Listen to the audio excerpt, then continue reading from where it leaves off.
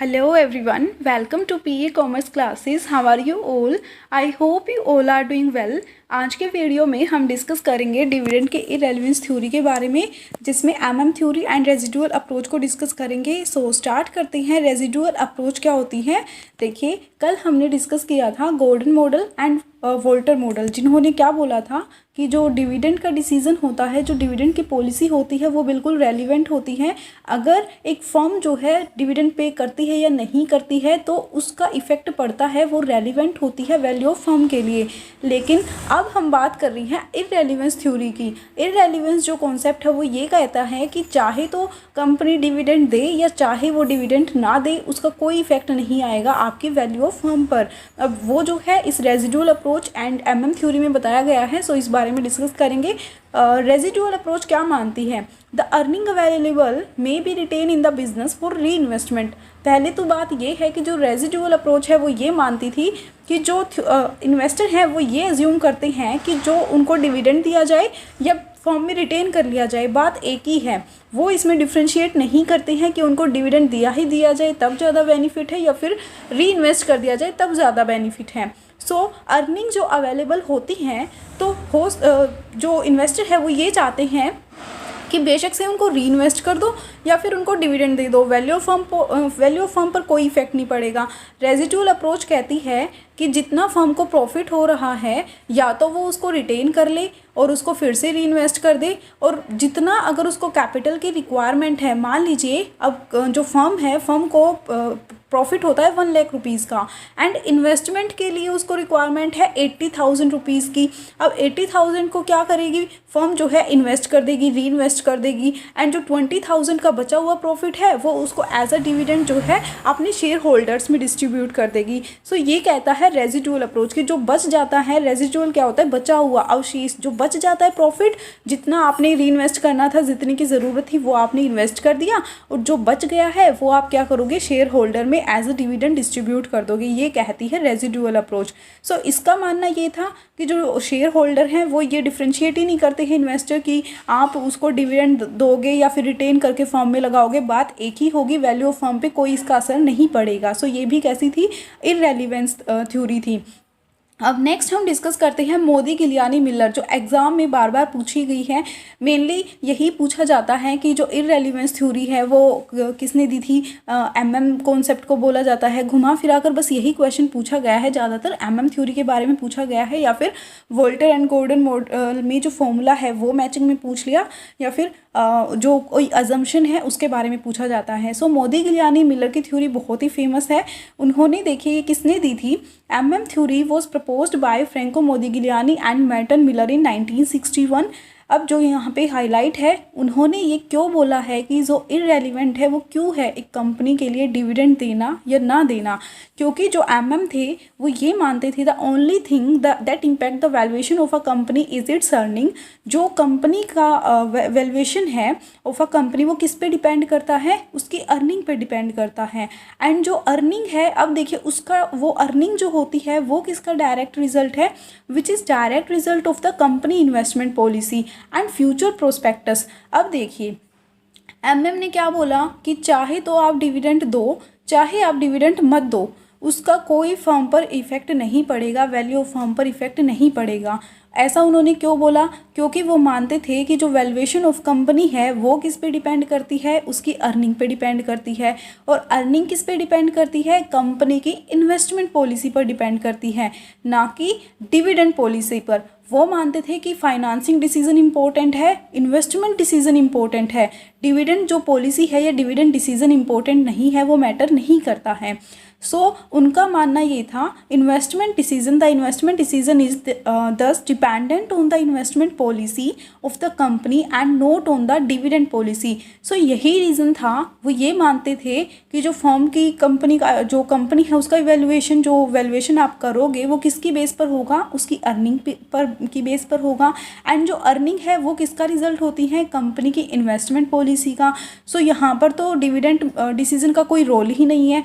इस वजह से वो क्या मानते थे? बिल्कुल इररेलेवेंट है कि आप जो है डिविडेंड पॉलिसी जो मर्जी रखो, चाहे तो आप डिविडेंड दो या मत दो, कोई भी इफेक्ट नहीं पड़ेगा। अब इन्होंने देखो क्या अजम्पशन बताई थी इसके लिए कि क्यों वो इरेलीवेंट मानते थे। सबसे पहले तो ये मानते थे कि कंपनी कोई भी टैक्स पे नहीं करेगी, ना कोई कैपिटल गेन पे करती है, ना ही वो डिविडेंड पे करती है, डिविडेंड पे टैक्स पे करती है, ये उनका मानना था।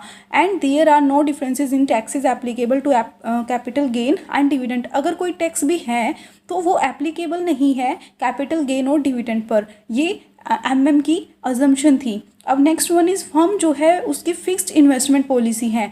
फर्म जो है अपनी इन्वेस्टमेंट पॉलिसी को चेंज नहीं करती है, उसकी एक ही पॉलिसी है कि मान लीजिए वो डिविडेंड दे रही है, जितना वो दे रही है ज़रूरी नहीं है कि वो चेंज करेगी अपनी इन्वेस्टमेंट की पॉलिसी को, ज़्यादा इन्वेस्टमेंट लगाएगी या कम करेगी, उसकी इन्वेस्टमेंट पॉलिसी जो है फिक्स है और रिस्क भी नहीं है। एंड परफेक्ट कैपिटल मार्केट है। परफेक्ट कैपिटल मार्केट की जो इन्वेस्टमेंट डिसीजन जो परफेक्ट कैपिटल मार्केट का यहाँ पर क्या मतलब है, जितने भी इन्वेस्टर हैं सभी को फ्रीली इन्फॉर्मेशन अवेलेबल है। मीन्स चाहे कोई भी जो है इन्फॉर्मेशन लेना चाहता है मार्केट के बारे में, उसको फ्रीली एक्सेस मिल जाता है इन्फॉर्मेशन का। दूसरा ये मानते हैं कि कोई भी फ्लोटेशन कॉस्ट नहीं है, ट्रांजैक्शन कॉस्ट नहीं है, ये होता है free capital perfect capital market. अब फिफ्थ क्या है असम्पशन, इन्वेस्टर बिहेव रैशनली। जो इन्वेस्टर हैं वो बहुत इंटेलिजेंट है, बहुत स्मार्ट तरीके से काम करते हैं, वो रैशनली बिहेव करते हैं। Information about the company is available to the all without any cost. अब इनकी असम्पशन ये थी कि जो भी कंपनी की इन्फॉर्मेशन है वो सभी को अवेलेबल है बिना किसी कॉस्ट के। There are no flotation and transaction cost. वहाँ पे कोई फ्लोटेशन, कोई एक्स्ट्रा चार्जेस नहीं है एंड ना ही कोई ट्रांजेक्शन कॉस्ट है। आप चाहे जो मर्जी शेयर इशू करे या कुछ भी करे, कोई ट्रांजेक्शन कॉस्ट आप पर नहीं है extra. So no investor is large enough to effect the market price of share. And साथ ही जो एमएम थे वो ये भी मानते थे कि कोई भी इन्वेस्टर इतना बड़ा नहीं है कि अकेला वो मार्केट प्राइस को अफेक्ट कर सके, मार्केट प्राइस ऑफ शेयर को अफेक्ट कर सके। ये थी एमएम की असम्पशन जो एग्जाम में पूछी जाती हैं। सो एमएम थ्योरी के लिए एक फॉर्मूला, इसको कैलकुलेट करना कभी भी एग्जाम में नहीं आया क्योंकि ये कैलकुलेशन में थोड़ा बड़ा हो जाता है। सो इसके लिए पता होना चाहिए कि एमएम ने कौन सा फॉर्मूला दिया था। Dividend policy have no effect on market price of share and the value of the firm. ये किसका मानना था, एमएम थ्योरी का, क्योंकि वो मानते थे कि वो जो कंपनी की वैल्यूएशन है वो किस पे डिपेंड करती है, अर्निंग पे, और अर्निंग किस पे डिपेंड करती है, इन्वेस्टमेंट पॉलिसी पे, ना कि डिविडेंड पॉलिसी पर। सो उन्होंने फॉर्मूला दिया, देखो P0 यहाँ पर क्या है, market price per share at the beginning of the period, कि जब जो है कंपनी का जैसे कि एक फाइनेंशियल ईयर है, मान लीजिए स्टार्टिंग में जो कंपनी का प्राइस क्या था, मार्केट प्राइस क्या था, वो आप देख रहे हो। एंड D1 क्या कहता है, dividend to be received at the end of the period. And P1 कहता है market price per share at the end of the period. अब देखिए P0 क्या था, मान लीजिए जो कंपनी का फाइनेंशियल ईयर जब स्टार्ट हुआ था तब उन शेयर्स की वैल्यू थी 100 rupees. Eight the end of the year, financial year के एंड में जो टर्म के बाद में उसका जो 150 हो जाती है, तो P1 क्या बन जाएगी, 150 बन जाएगी। एंड कॉस्ट ऑफ इक्विटी या कॉस्ट ऑफ कैपिटल क्या है, KE, cost of equity capital और रेट ऑफ कैपिटलाइजेशन, उसको हम किससे डिनोट करते हैं, KE से डिनोट करते हैं। सो फॉर्मूला क्या है, मार्केट प्राइस पर शेयर का D1 plus P1 upon 1 plus KE। बस ये फॉर्मूला ज़रूर याद रखना है आपने, मैचिंग में पूछा जा सकता है, कभी भी क्वेश्चन सोल्व करना नहीं आता क्योंकि थोड़ा लंबा हो जाता है। सो दैट अब देखना है कि इसकी अजम्पशन क्या है और इसकी क्रिटिसिज्म क्या थी।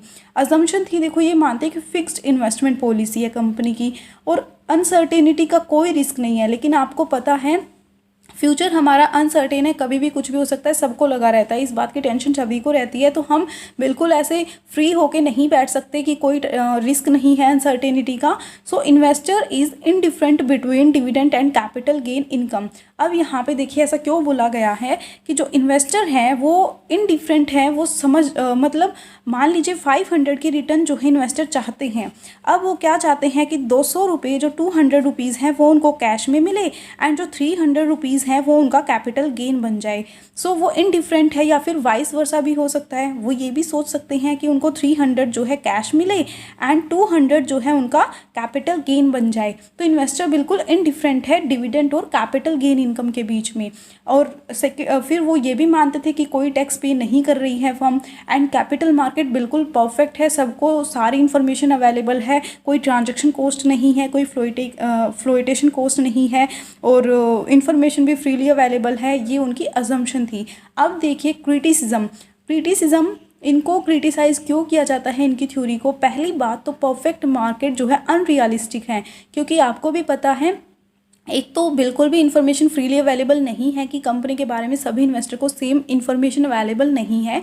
ये एमएम का मानना था कि सिमेट्री इन्फॉर्मेशन अवेलेबल है, लेकिन इन्फॉर्मेशन एसिमेट्री होती है, सबके पास सेम इन्फॉर्मेशन नहीं होती है।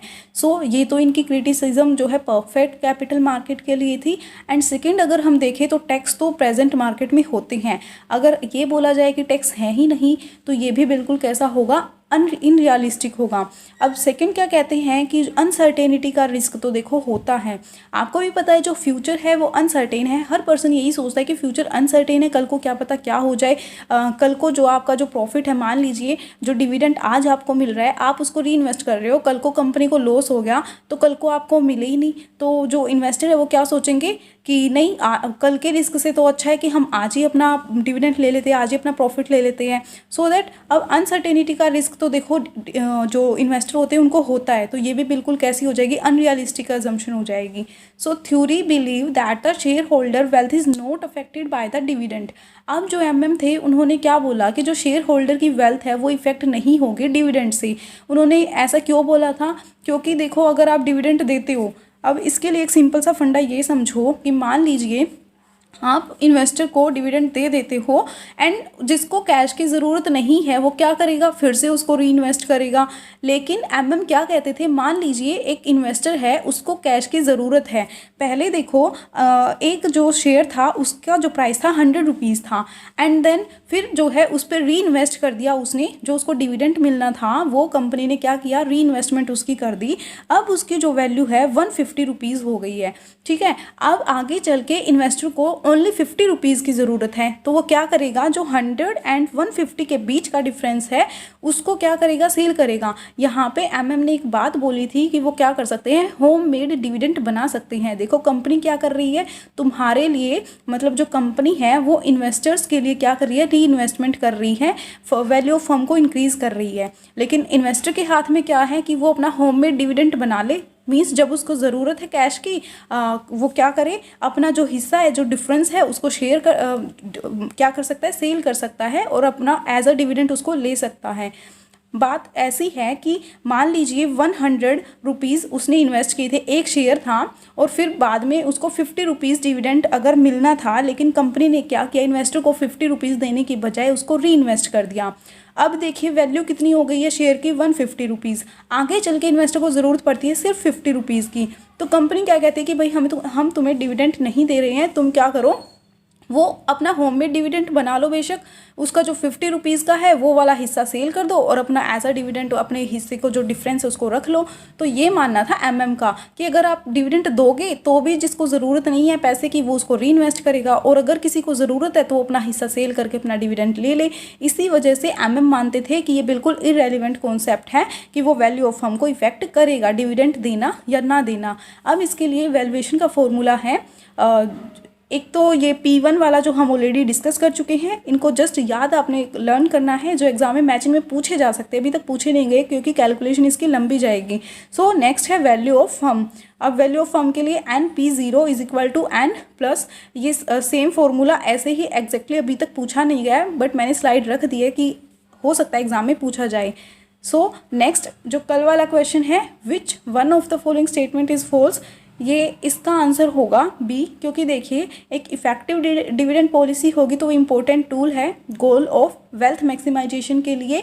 एंड वोल्टर के अकॉर्डिंग ऑप्टिमम पे आउट रेशियो ग्रोथ फर्म के लिए 100% बिल्कुल नहीं होता है, 0% होता है, क्योंकि हमने एग्जाम्पल के थ्रू भी समझा था, अगर एक ग्रोइंग फर्म है उसको ज़्यादा प्रॉफिट्स हो रहे हैं तो वो क्या करेगी, री इन्वेस्ट करके वैल्यू ऑफ फर्म को इंक्रीज़ कर सकती है।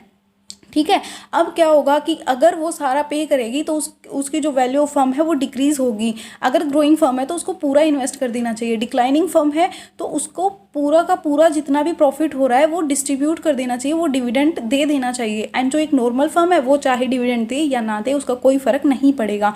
थर्ड, सी ऑप्शन क्या कहता है, एमएम ने बोला था कि वैल्यू ऑफ फर्म इफेक्ट नहीं होगी चाहे आप डिविडेंड दो चाहे आप मत दो। बिल्कुल सही कहा था। एमएम यही बोलते हैं कि अगर मान लीजिए इन्वेस्टर को ज़रूरत नहीं है पैसे की, वो फिर से री करेगा, और मान लीजिए अगर उसको ज़रूरत है तो वो अपना हिस्सा सेल कर सकता है उतना, और जो डिफरेंस है उससे बेनिफिट ले सकता है एज अ डिविडेंड के फॉर्म में।